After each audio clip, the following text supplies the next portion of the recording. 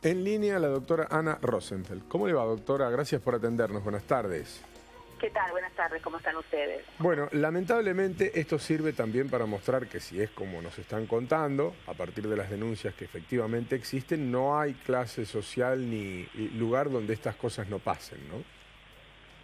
Sí, esto hemos aprendido a lo largo de todos los procesos judiciales, sobre todo cada vez que toman dominio público. O sea, muchas veces ustedes se enteran que, o sea, pasan cosas en gente que no tiene nada que ver con, como usted bien dijo, no depende de una clase social. La violencia está instalada, la violencia de género, la violencia doméstica, la violencia familiar, está instalada de manera tal que no tiene que ver si la persona tiene estudios o tiene una buena capacidad económica o si la mujer está preparada o no. O sea, esto es independientemente de quién es víctima y quién es la persona que de alguna manera agrede. Así que coincidamos en que estos temas escapan a la clase social, como usted bien lo acaba de decir. Es cierto. Doctora Melina Fleiderman soy. Me gustaría que usted me dé su opinión profesional sobre cuál es la mejor manera de tratar esto. Ambos fueron cada uno a la comisaría e hicieron una presentación contando cómo, según cada uno de ellos, se habían suscitado los hechos. Y ahora todo tiene que seguir en la fiscalía. Ella tenía que ratificar o ampliar lo que había sucedido esa madrugada. Digo, en general, este es un caso exponencial porque es un caso mediático, pero en general, ¿qué es lo que usted sugiere? Cuando la situación no es del todo clara o por ahí no es unívoca la violencia, por ahí es de los dos, hacia los dos? Bueno, lo que vos acabas de preguntar precisamente es lo que nos motiva a la audiencia que nos está escuchando, porque ahora tomamos un caso de dos famosos que lo exponen públicamente y eso sirve de referente como para que el que lo está viviendo en carne propia tiene miedo que le pase o le pudo haber pasado, bueno, sepa cómo actuar en consecuencia. Entonces, eso es lo importante. Primero, lo más importante es hacer la denuncia. Más allá que los medios hayan tomado intervención, teniendo en cuenta que estamos hablando de dos personajes famosos, sabemos que esto pasa en gente que no son conocidos y no son famosos. Y cuando les pasa, lo primero que tienen que hacer es recurrir, ir a la policía o a la oficina de violencia a radicar la denuncia para que automáticamente intervenga la justicia y fije un perímetro al lado de la persona que o le dé un botón de pánico a la persona que tiene miedo y que tiene temor. Pero lo más importante no es solamente eso, es cómo actúa la justicia después. Porque hemos tenido muchos casos que han tomado mucha relevancia, donde las mujeres han hecho la denuncia y aún así o han terminado quemadas, han terminado muertas, han terminado golpeadas de manera brutal. Entonces, eso no alcanza solamente con llegar hasta la instancia de hacer la denuncia. Tenemos que ver desde los organismos correspondientes cómo preservan y cómo actúan y cómo cuidan a la persona que denuncia un incidente de violencia. Eso es lo más importante, porque nosotros podemos hacer la denuncia, que ese es el paso inicial, pero a partir de ahí lo más importante es cómo recibimos del lado de la justicia la respuesta a los cuidados o a la protección que está pidiendo la persona que hace la denuncia. Doctora Ana Rosenfeld, Karin Zavala la saluda. ¿Cómo está? Buenas tardes. ¿Qué tal, Karin? ¿Cómo estás? El hecho de que ellos se hayan tomado un tiempo para hacer la denuncia, porque el episodio fue el 30 de abril y ellos hasta que no apareció la imagen de Barbie no hicieron las denuncias y después empezó la repercusión de este caso. ¿Puede afectar de alguna manera? ¿Las palabras de ellos en los medios de comunicación pueden también influir en la causa, si es que hay causa? No sé eso exactamente. Bueno, ese es el único detalle que a mí no me gusta.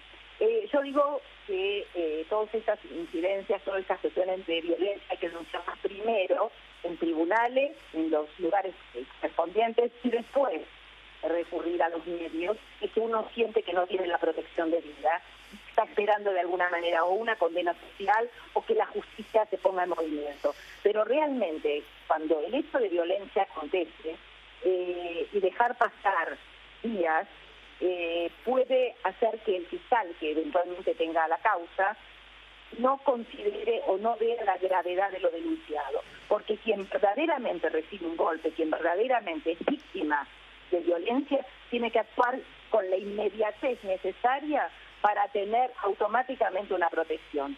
Quien deja pasar el tiempo es porque verdaderamente o subestiman el acto de violencia propiamente dicho, o no tienen miedo, o realmente no tiene la gravedad que está denunciando que tiene. Doctora, usted tiene mucha experiencia, de hecho, en los medios se la conoce como una verdadera experta en divorcios, y en divorcios muy especiales, divorcio de personas conocidas, divorcio de personas que tienen un gran poder adquisitivo, entre otras cosas. ¿Esto es más común de lo que creemos? Bueno, cuando empezamos la conversación, ustedes hablaron que eso no tiene ni clase social, ni poderío económico. Eso tiene que ver con el día a día, con una violencia que está verdaderamente metida dentro de la gente de una manera tal que convierte en agresivo a cualquiera. Acá no tenemos que valorar a la persona por lo que tiene, sino por lo que es y cómo se comporta. Esto es moneda corriente.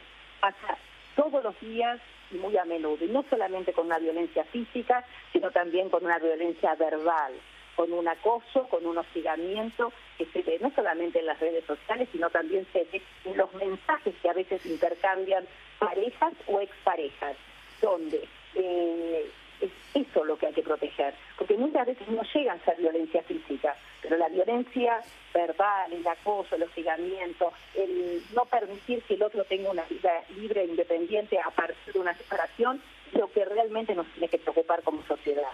Entonces, la justicia está colapsada de denuncias de esas características.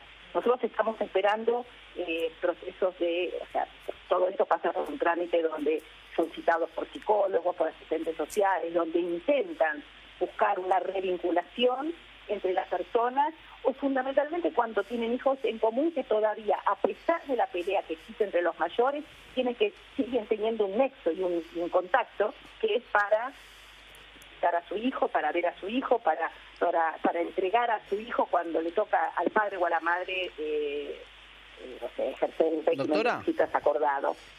Doctora, Mauro Zeta le habla, ¿cómo le va? ¿Qué tal? ¿Cómo estás? Estaba pensando, acá cuando hay denuncias cruzadas, ¿no? En general, ¿qué temperamento puede adoptarse? ¿Usted considera que aquí, por ejemplo, para garantizar la integridad física de ambos correspondería una restricción recíproca? Es decir, que uno no se pueda acercar al otro y viceversa, ¿sería un camino? Bueno, ese es el camino que elige la justicia cuando hay denuncias recíprocas. Lo primero que hace el juez que toma la causa, lo primero que hace es decir, bueno, ni fulanito se puede acercar a menganito ni a la inversa. ¿Por qué? Porque en definitiva, ante la duda, ante no teniendo claro los hechos, o eventualmente ante el riesgo que puedan correr uno u otro, lo primero que hace el juez es precisamente marcar esa reciprocidad en cuanto a que no puede uno acercarse al otro. Eso es el paso 1. Sería la solución a partir inicial. de ahí, es que es la solución inicial. Porque en definitiva, primero tienen que tomar primero tienen que tomar cartas en el asunto y tomar una medida rápida, eficaz. O sea, ninguno se acerca al otro. Pero a partir de ahí, esas órdenes hay que ver hasta qué punto no son violadas, hasta qué punto estas órdenes no son... ¿Quién controla? Por eso, es que justamente eso es lo que nos está pasando. Por eso dije que este es un tema con mucha profundidad y que no se puede resolver así de fácil. Porque independientemente de las restricciones perimetrales que existen, primero tienen un vencimiento porque no son eternas. En principio el juez nos da por X tiempo y a X metros de distancia. A mí me ha pasado y he tenido casos donde el juez dice que una persona no se puede acercar a 300 metros de la otra y la persona, profeso, se ha mudado a 308 metros. Qué bárbaro. La persona. 308 metros de 300 para provocar, básicamente. 8 metros de diferencia, o sea, eso se llama provocación. Sí, claramente. Sin embargo, el juez dice acá no hay ninguna violación al perímetro porque los 300 metros están perfectamente bien descritos. Entonces, por eso les digo, no es un tema fácil. Sí, perdón. No, al contrario, perdón que justo la interrumpí, la pisé sobre el final. Si usted fuese, por ejemplo, en un ejercicio periodístico, la abogada de Federico Val, ¿cómo valoraría la tapa de la revista Gente que hace Bárbara Vélez, a donde se exhibe esa marca que perfectamente sabe usted, como sabemos nosotros que trabajamos en esto, que es absolutamente evitable o por Photoshop o con maquillaje? Bueno, por eso empezamos la conversación diciendo que el primer ámbito para hacer una denuncia de violencia es la justicia. Después, eventualmente, los medios. Pero acá no se trata de primero no se hizo en la justicia y tampoco se hizo directamente en los medios. Esto fue de alguna manera podemos llamarlo una provocación, porque algún periodista se fijó en una marca, en un brazo, y a partir de ahí salió un montón de especulación acerca de si fue real o no fue real. Yo no puedo opinar exactamente si eso pasó o no pasó. Lo que estoy diciendo es que una persona pública que tiene un micrófono, que tiene una exposición y demás, se muestre en la tapa de una revista con un presunto golpe, que no se sabe si tiene una hora de haberse cometido, un día o días. Porque obviamente los moretones también sufren un proceso que van decolorando. Entonces, realmente que una persona se muestre sabiendo que la primera mirada social o periodística va a estar enfocada en eso, obviamente está diciendo, mírenme, vean que todavía no hablé, pero quiero hablar. Llámese, entre comillas, una provocación. Doctora, y en este caso, ¿cuál puede ser no llamaría condena, sino pena, o si es que hubiere, de ambos casos, ¿no? Dada la condición de cada uno, las denuncias que ha hecho cada uno, porque los dos cuentan una escena totalmente distinta. Bueno, el problema es ese. Cuando hay dos escenarios distintos y contados con tantos días, o sea, después de tantos días de haber acontecido el hecho, es muy difícil recabar las pruebas, porque en el mismo momento que hubiera pasado el hecho, o sea, no estamos hablando de ello, estamos hablando en general, por eso digo que lo primero que hay que hacer es la denuncia. Si ustedes en el momento que acontece el hecho dañoso hacen la denuncia, obviamente, llámese peritos, no solamente psicológicos, sino también médicos, pueden evaluar si verdaderamente eso pudo haber sido autoinfligido, o sea, si la persona se lastimó a sí misma, o verdaderamente ese golpe se condice con el cuento que puede contar la otra parte. Pero cuando pasa X días, estamos ante una situación donde la prueba recabada ya no es fácil de tomar objetivamente. Entonces, ¿qué va a considerar el juez? Bueno, doctor, pero probablemente, no sé, o sea, tendría que investigar la causa para darme cuenta yo o él, o quienes tomen intervención, o quienes se constituyan interesantes o no, para saber cómo va a avanzar la cuestión. No te puedo anticipar el resultado, pero lo más grave es que hoy por hoy al juez le están faltando todas las pruebas para poder determinar si el hecho denunciado, ya sea unilateral o recíprocamente, es cierto o no. Doctora Ana Rosenfeld, gracias por habernos atendido. No, por favor, un placer, pero lo primero que les digo a todas las personas que nos están escuchando, cuando son víctimas de un tema de violencia, ya sea física o un acoso verbal, moral, un hostigamiento, una persecución, y tengan de verdad miedo, lo puedan sentir, lo puedan transmitir, que hagan la denuncia, que se instalen en el organismo donde están haciendo la denuncia hasta irse mínimamente con toda la protección que necesitan. Porque eso de no una menos, estar lamentando todos los días una cuestión de violencia, ya sea por golpes o por muerte, nuestra sociedad tiene que terminar con todo esto. Que tenga buenas tardes, abrazo grande. Gracias.